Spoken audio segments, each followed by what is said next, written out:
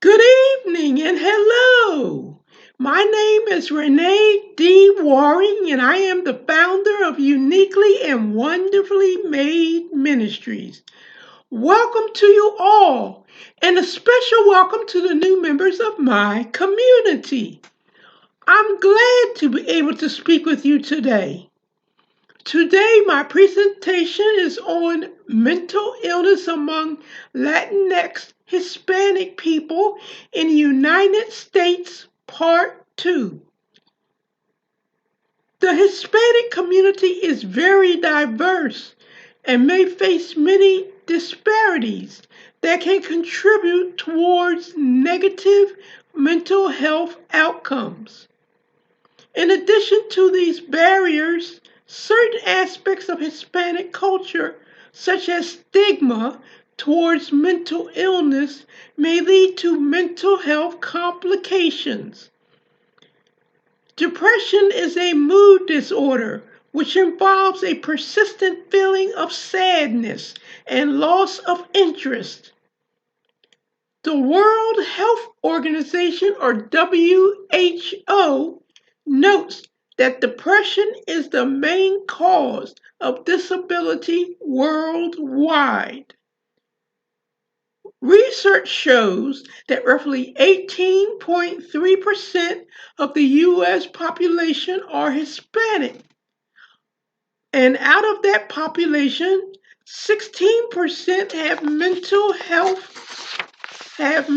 health conditions.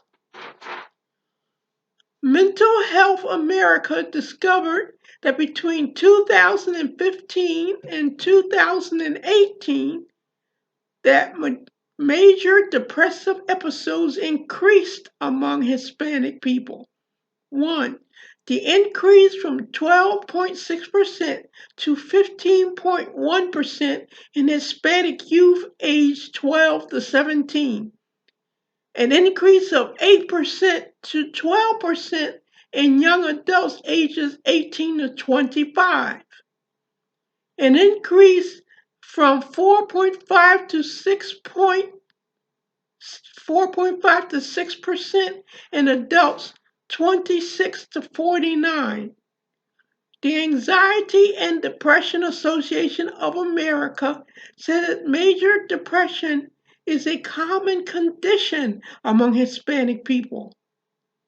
While the community has similar susceptibility to mental health conditions as does the general population, they experience health inequities that affect the way they receive mental health care, such as accessibility and quality of treatment. Certain factors increase the preeminence of mental health conditions in Hispanic community, which compared to other communities, familial or family relationships is emphasized in Hispanic culture. It is inconclusive as to whether or not this is a positive or a negative for the community. It can be either or.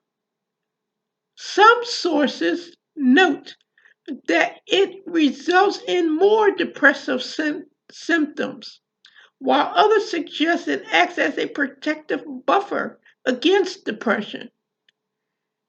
A 2019 study suggests a possible explanation depending on the strength of familial connections.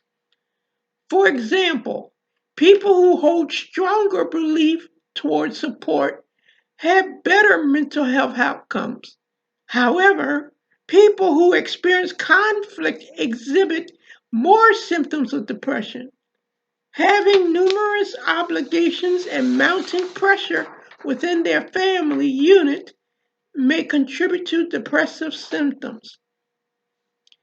Religion is another important component among Hispanic families. The majority of Hispanic people in the United States have religious affiliation. There is not much research associating religion and mental health in young people or middle-aged adults. However, there is a lot of research has been done that concludes that there is a link between religiosity and depressive symptoms in older adults, which is due to having less social interaction and support. While religion can provide some mental health support, it can also have a negative impact due to the perception that depression is a spiritual condition and not a medical condition. As a result, the person may not seek medical support they need.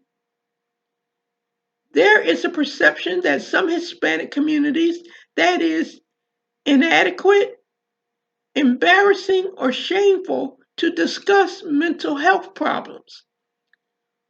Potential stigmatization may cause people to try to conceal symptoms of depression due to fear of ostracism.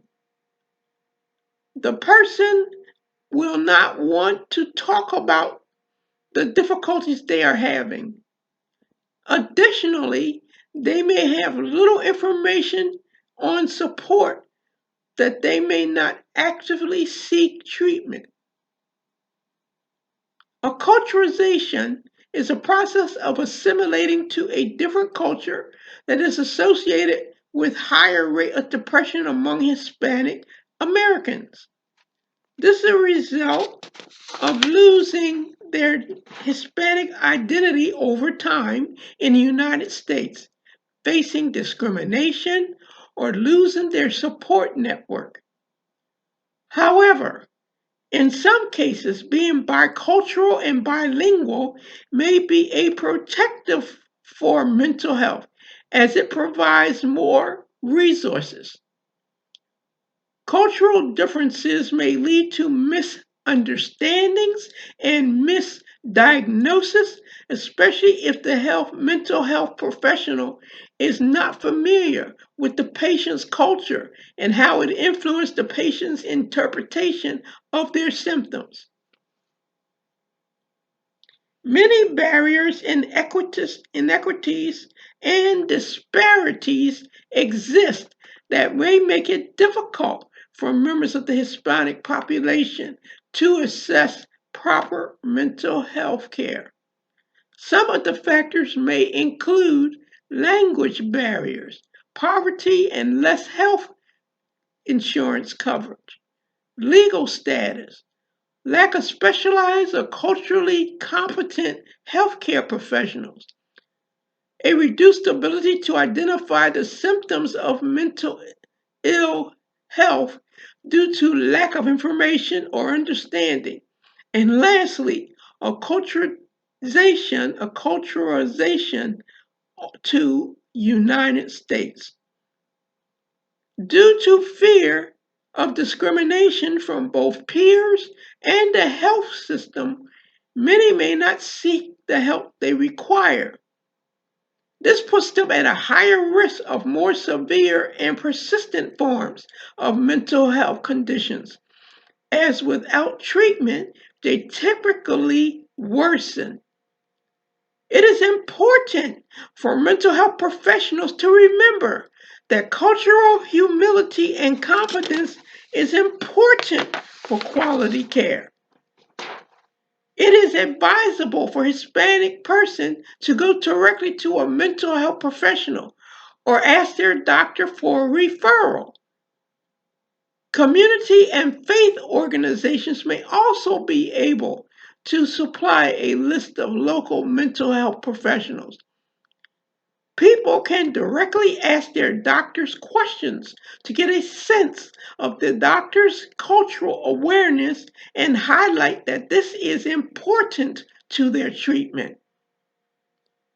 The patient can ask for a mental health professional who can communicate in Spanish or ask for an interpreter.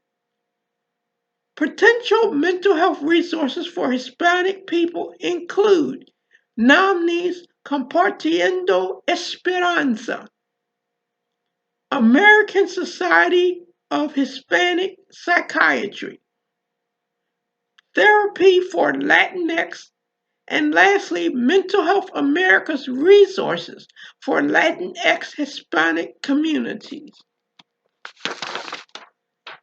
Thus ends my presentation for today. I am glad to be able to share with you all today. I hope that you found my presentation to be both interesting and informative. My next presentation will be on the second Friday of next month. Please view it and have your family and friends view it also. I would like for them to join my community by going on my website and filling out the pop-up contact form. My website is www.uniquely, UNIQUELY, and wonderfully made ministries.com. I repeat, www.uniquely, and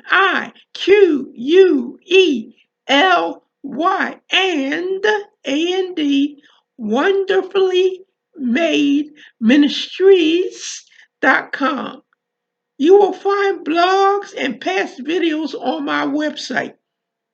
My email address is mirecovery74@gmail.com. I repeat, M as in Mary, I as in ice, the word recovery, RECOVERY74@gmail.com. I repeat, M as in Mary, I as in ice, the word recovery, RECOVERYAND,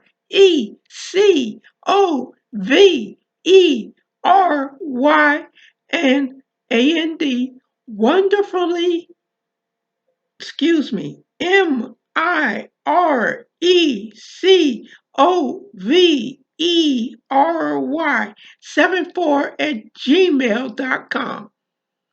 Send me your questions, concerns, and prayer requests. I would love to be invited to come to speak to your group on a hot topic concerning mental health. Please send me your email concerning this. I am the founder of Uniquely and Wonderfully Made Ministries. My name is Renee D. Waring, and I am the Warrior Warring.